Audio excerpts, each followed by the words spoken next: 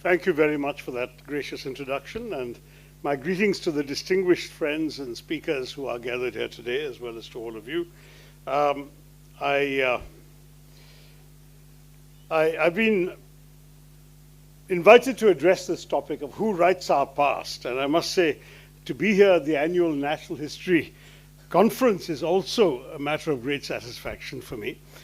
You gather at a moment when questions of history are no longer confined to academia. I know many of you are research scholars and academics, but let's face it, they have become part of public discourse in ways that are both visible and consequential.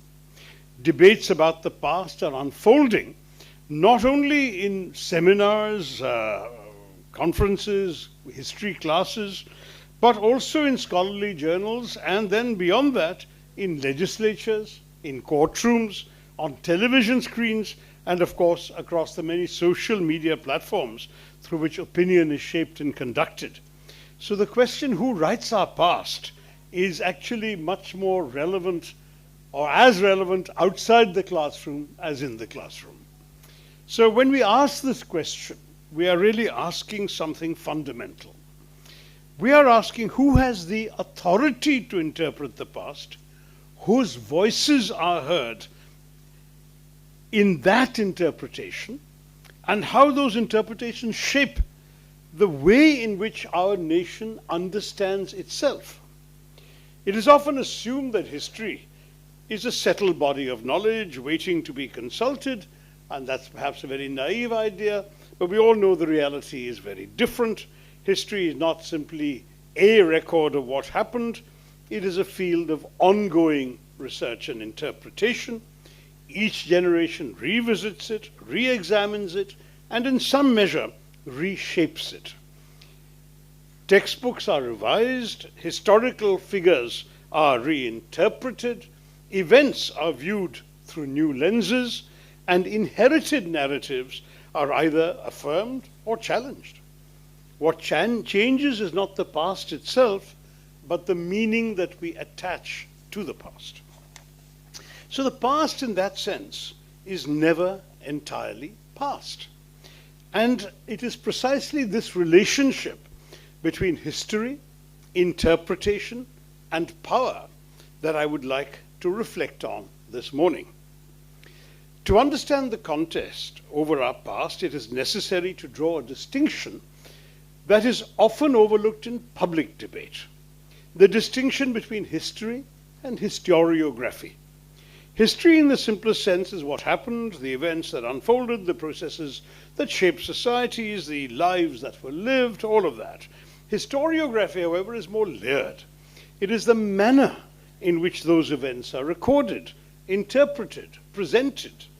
If history is the past itself, historiography is the story that we construct about that past. And that story is never entirely neutral, for the writing of history is shaped not only by evidence but by perspective, by the questions we ask, the sources we privilege, and the silences we sometimes inherit. Above all, it is shaped by power. The struggle over history is in many ways a struggle over identity and belonging, over how a people understands itself, how it situates itself in time, and how it chooses to define its place in the world. We see this clearly, perhaps more clearly than in the issues you're discussing today, in the case of colonial historiography. British accounts of India did not simply document the subcontinent, they interpreted very much in the interests of and through the lens of empire. They emphasized our divisions over any continuity in our culture, our stagnation over any evidence of dynamism, and in doing so they constructed a narrative that made the imperial role appear both necessary and justified. India was presented as a civilization in need of governance. In fact, some did not even present us as a civilization, but a barbarism in need of civilizing, rather than one with its own long and evolving tradition of political, social, and intellectual life. Now, such imperial narratives were not incidental to the colonial project, they served a purpose. They legitimized British conquest. They rationalized our subordination. And they taught the colonized to see themselves through categories devised by their rulers. That, after all, is one of the enduring lessons of colonialism. Political domination is reinforced by narrative domination. Now, when you are looking at all of this, how do we find the reaction with independence? And even with the nationalist movement, there rose voices who were anxious to recover a sense of civilizational confidence. History then became, in that moment, not merely a record of what had been, but a resource for imagining what could be. So figures such as Dadabhai Naoroji, R.C. Dutt, many, many other writers of the late 19th century, thinkers like Gokhale, Tilak, on opposite ends of the political spectrum of the Indian National Congress, later Gandhi, Nehru, Jinnah, countless others. They were not only resisting imperial rule in the political sphere, they were resisting imperial interpretations in their intellectual sphere. They understood that to recover a people's sense of agency, one had also to recover a sense of historical selfhood. And yet the process did not end there. In our own time, history continues to be revisited, misinterpreted, and at times contested with renewed intensity. The past is invoked in political debate, in cultural discourse, in public life, often to serve political, present-day political purposes. Narratives are emphasized or simplified, sometimes selectively, in ways that reflect contemporary concerns as much as historical realities. What this tells us is something fundamental. History is not a fixed inheritance, but an ongoing conversation. And the manner in which that conversation is conducted has profound implications, not only for how we understand the past, but for how we define ourselves in the present. It is this interpretation, this interplay between interpretation and identity that brings us to the idea of national history. If historiography tells us that the past is interpreted rather than simply recorded, the idea of national history reveals why those interpretations matter so deeply. Every nation, in one way or the other, constructs a narrative about its past.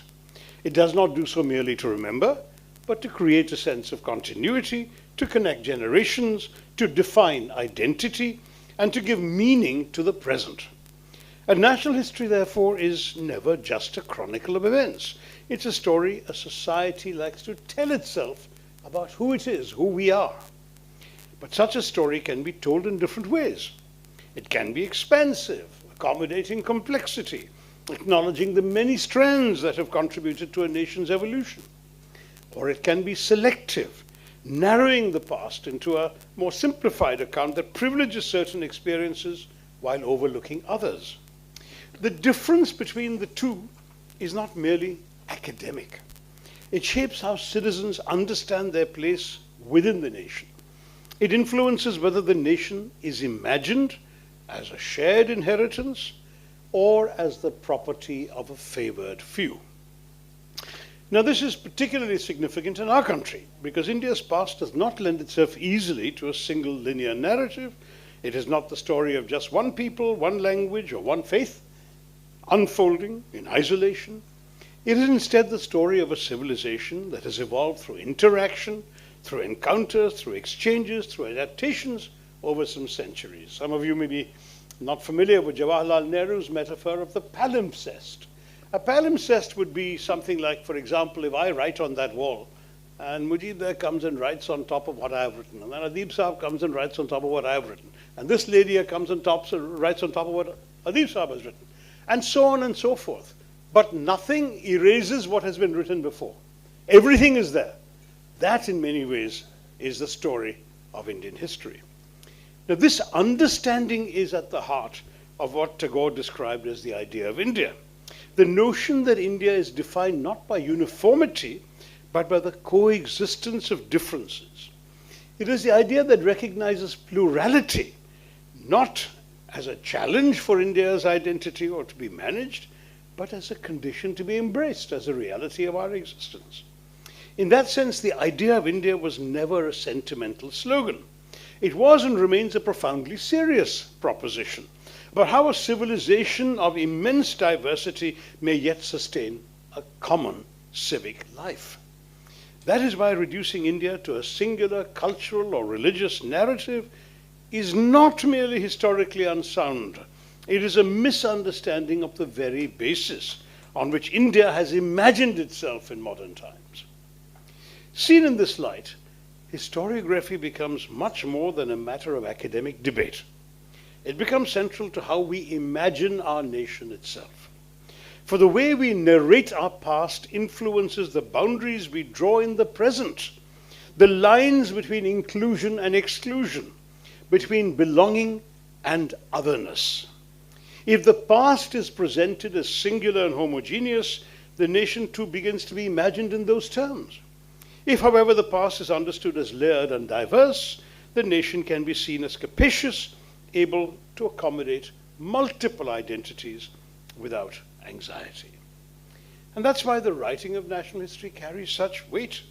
It is not only about what is remembered, but about how that memory is organized and to what end, what purpose. It can either deepen our understanding of a shared inheritance, or it can reduce it to a narrower narrative shaped by present-day politics and present-day concerns. So the question is not whether we try and tell a national story or many national stories. All nations do. The question is what kind of story we choose to tell. And it is in answering that question that the deeper implications of historiography come into view. Because if we accept that the idea of India rests on plurality, then it follows that its history must be understood in those terms as well.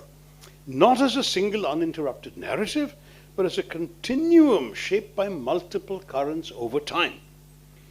India has never been historically monolithic. Its evolution has been marked not by isolation, but by interaction.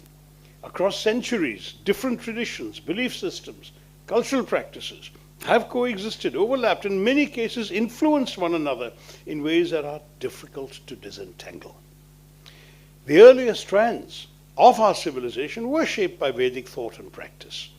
These were later enriched and challenged by the emergence of Buddhist and Jain philosophies, which introduced new ethical frameworks and shades of inquiry, as well as modes of inquiry.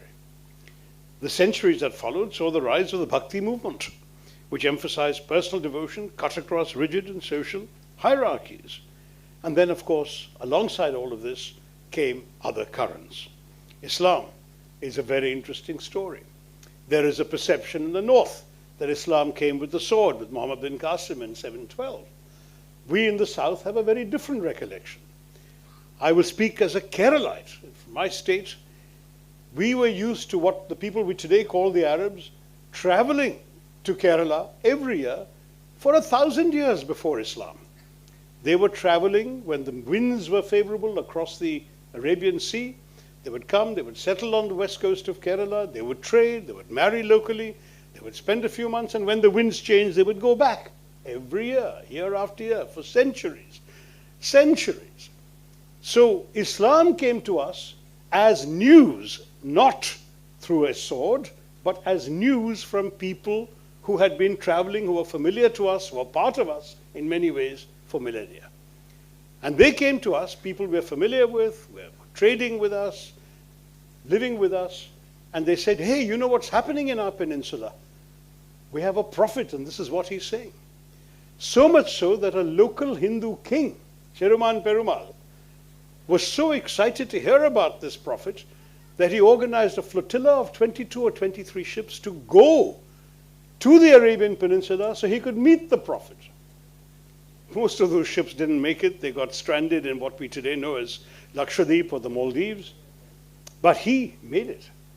And what is fascinating is that you can see the evidence of his journey even today. In Oman, south of Salalah, there are Kerala coconut trees growing from coconuts he took with him, which are not native to the Arabian Peninsula.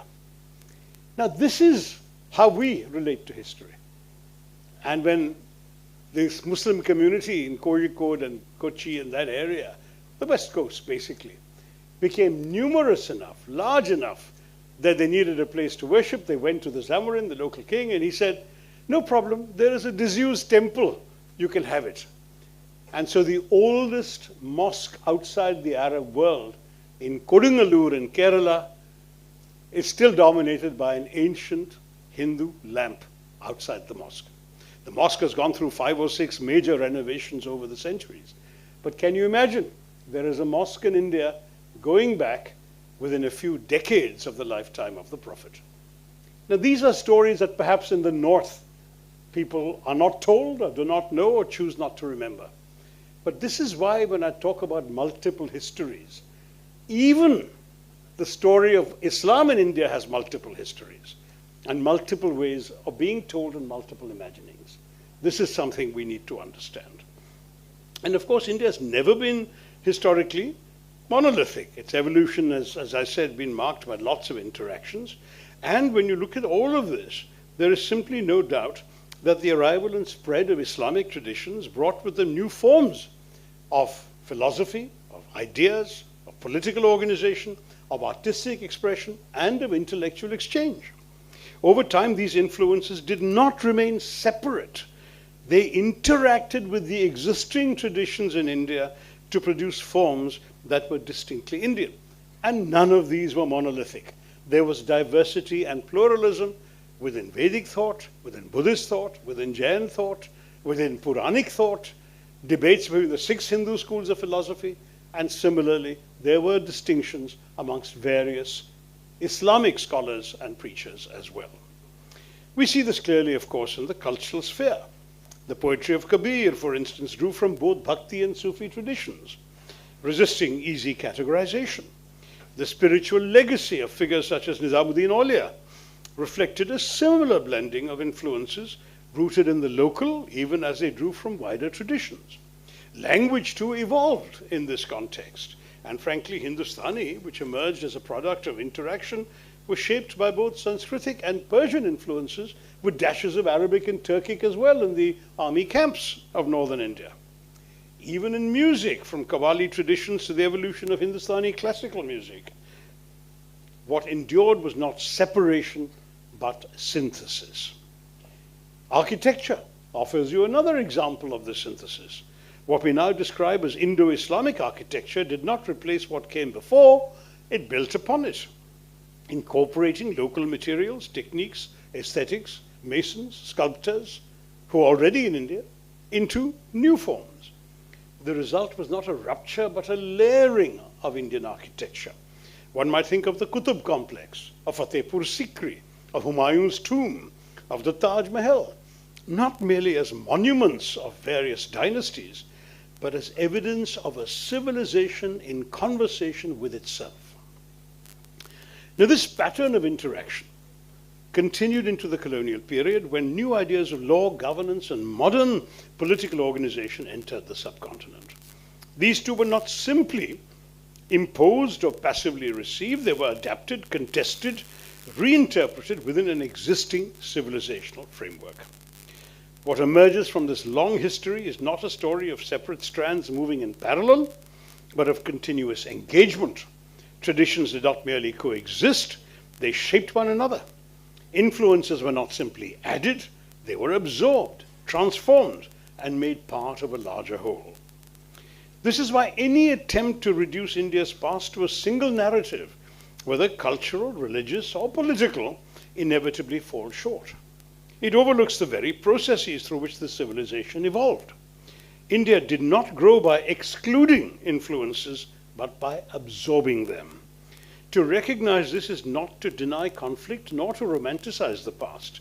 It is simply to acknowledge that complexity is intrinsic to India's historical experience.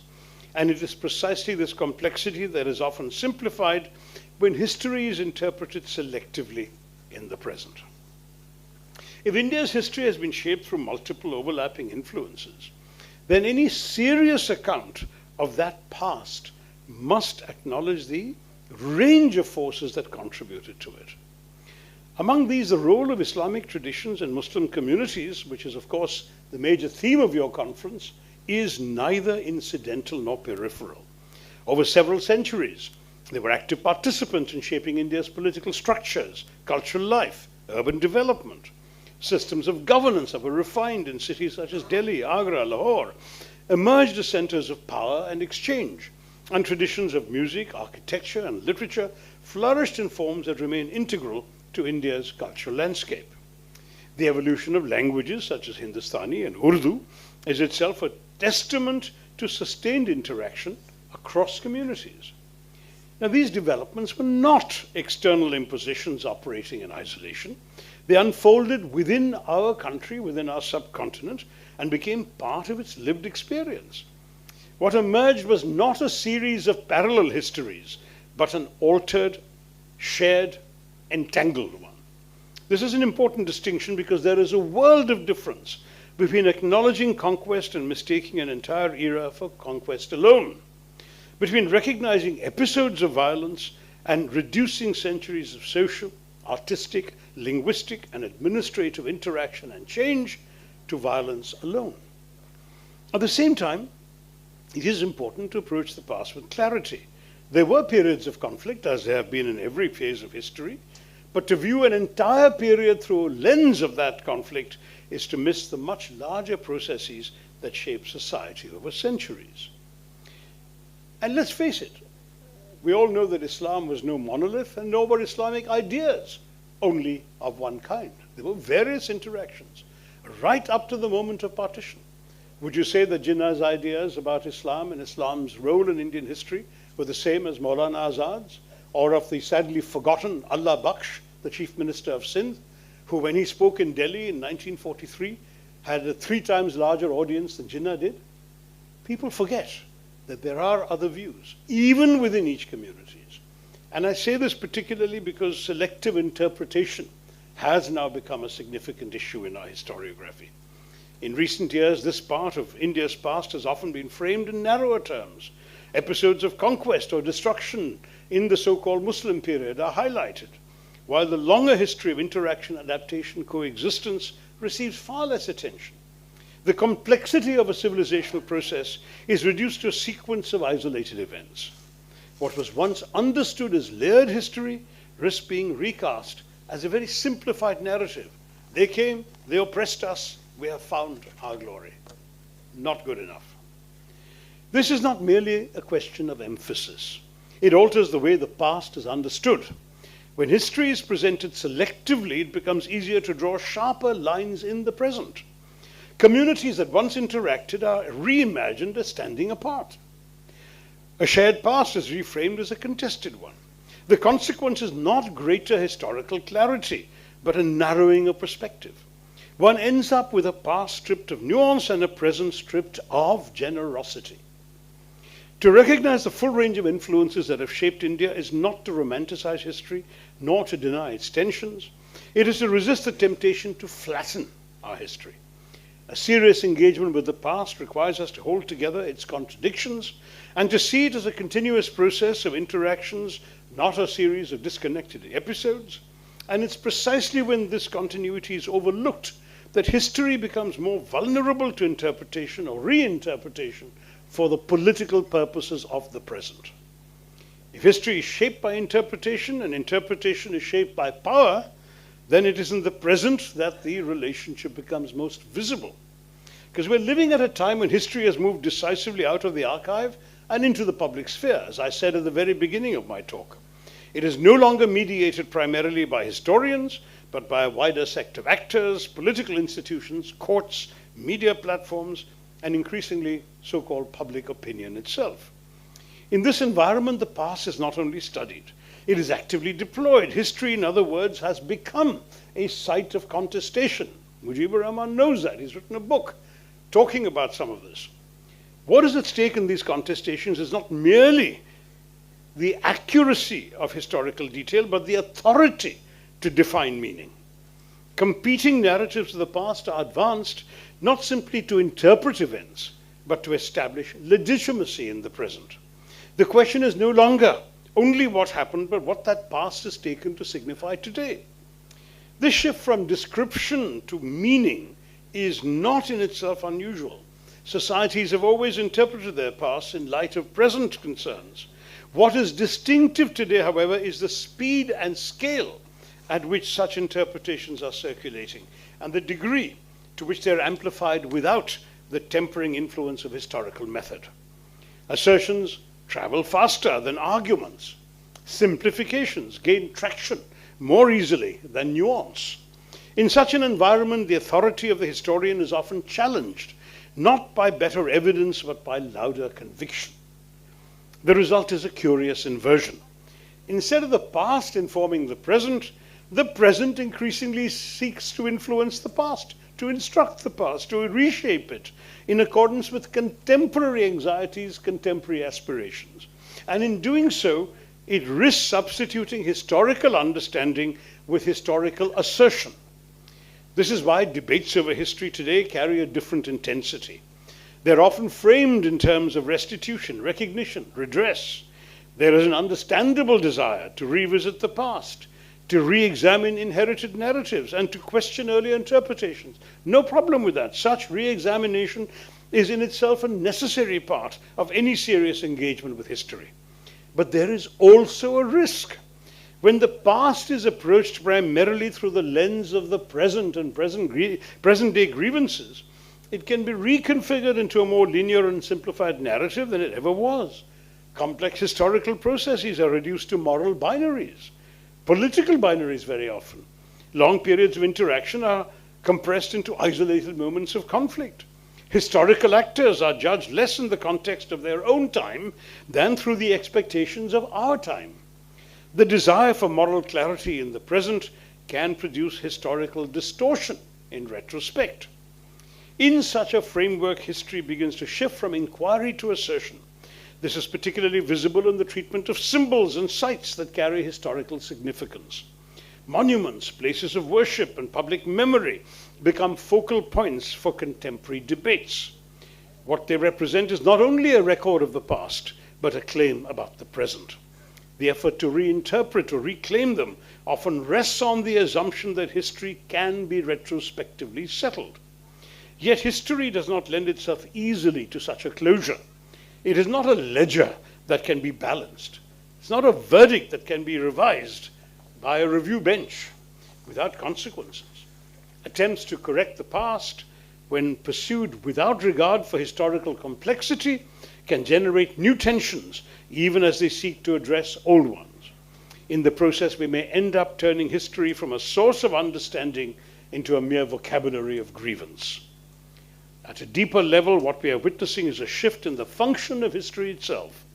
Instead of serving as a means of understanding the evolution of our society, our history is increasingly drawn into the project of defining identity. It is used to delineate boundaries, to separate communities, to separate narratives, and to separate competing visions of the nation. In doing so, it risks narrowing a past that was in reality far more expansive and far more inclusive. The consequence is not merely a difference of interpretation, but a transformation in how the past is engaged with. History ceases to be a field of inquiry and becomes a resource to be mobilized. And when that happens, the danger is not only that we misunderstand the past, but that we constrain and limit the possibilities of our present. What then does responsible historiography require? It requires first and foremost intellectual seriousness. It requires fidelity to evidence, a respect for context, and a refusal to force the past into the service of the predetermined conclusions and agenda of the present. It requires us to distinguish between inquiry and advocacy, between interpretation and instrumentalization. It also requires humility, because the past is always larger than the narratives we construct about it. In the Indian context, responsible historiography must be equal to the scale and diversity of the civilization it's seeking to describe. It must be able to hold together multiple strands without panic, to recognize continuity without erasing conflict, and to recognize conflict without denying continuity. It must resist both sentimental nostalgia and partisan simplification. This surely is what the better traditions of Indian thought have asked of us. Nehruji saw India as layered and cumulative, a civilization, as I said earlier, a palimpsest marked by successive accretions rather than a singular essence. Gandhiji's moral imagination, in a different register, insisted upon coexistence as an ethical principle. They did not imagine India as a brittle identity sustained by exclusion, but as a shared inheritance made possible by accommodation. A confident nation does not fear complexity in its past. It has the courage to look at history in its fullness, neither sanitized nor weaponized. It does not seek from history the comfort of unanimity, but the discipline of understanding. We return then, and I need to wrap up now, to the question with which we began. Who writes our past? The answer, as we have seen, is not confined to historians alone.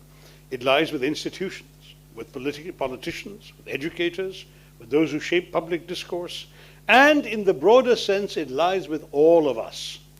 For a way in which a society remembers the past is never entirely separate from the way it understands itself in the present.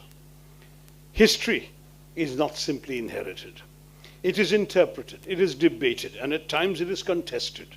But the manner in which we engage with it carries consequences. A past that is narrowed becomes a present that is divided. A past that is approached with openness allows for a more expansive understanding of our present-day belonging. In a civilization as layered as India's, this choice requires particular significance and acquires particular significance. The story of India cannot be reduced to a single thread without losing what makes it distinctive. It is and has always been a confluence of influences, a record of encounters that have shaped a shared, if complex, inheritance that is for all of us. To recognize this is not to deny difference, but to situate it within a larger continuity. The task before us, therefore, is not to arrive at a single definitive account of the past, but to preserve the conditions under which multiple accounts can coexist. Your history, my history, her history, how does it matter? Let all of them exist, let all of them be examined and where necessary be challenged. But when history is approached with seriousness, it does not offer certitudes in any case. It offers understanding. It does not close the right to question. It refines the questions. And in this sense, the writing of history is not only an intellectual exercise, it's a civic exercise. It shapes the terms on which we relate to one another, the boundaries that we draw, and the possibilities we imagine for ourselves as a society. And perhaps this is where the deeper responsibility lies. Not merely in getting the past right, because there may be no one right. There may be very many complicated interpretations. I think of one example, I don't know if anybody is presenting a discussion on that, the so-called Mopla rebellion in Kerala in the 1920s, when there are so many dramatically contested narratives. There is a liberal Muslim interpretation of a secular Muslim anti-colonial revolt. There is a Marxist or class-based interpretation of a peasant revolt against landlords. The landlords happened to be Hindu, the peasants happened to be Muslim, therefore it was not communal according to the Marxists. Now there is a new so-called Hindu nationalist interpretation which sees this purely in communal terms. There are more complex interpretations that sees elements of all of these in what happened. And there are pieces of evidence to support every interpretation. How do you tell the story? How do you work it out? But that is precisely the point. It is part of the possibilities we imagine for ourselves as a society that we see all these sides at the same time. So, as I say, it's not merely about getting the past right. It's in ensuring that our engagement with it enlarges rather than diminishes the horizons of the present. For a nation's relationship with its history is ultimately a reflection of its confidence in itself. A society that is secure in itself, secure in our identity, we can afford complexity. One that is not secure will seek refuge in simplification. The question, therefore, is not only who writes our past, but whether we have the intellectual honesty and the civic courage to allow that past to remain as rich, as layered, and as open as it truly is. A nation that is at ease with the complexity of its history is better placed not only to sustain the diversity of its present, but to imagine a future that is worthy of that inheritance. I really thank you all for listening to me. I apologize, I have to leave for another engagement. I will not be present to hear the other reactions, but I thank you so much, and I wish you a very successful conference.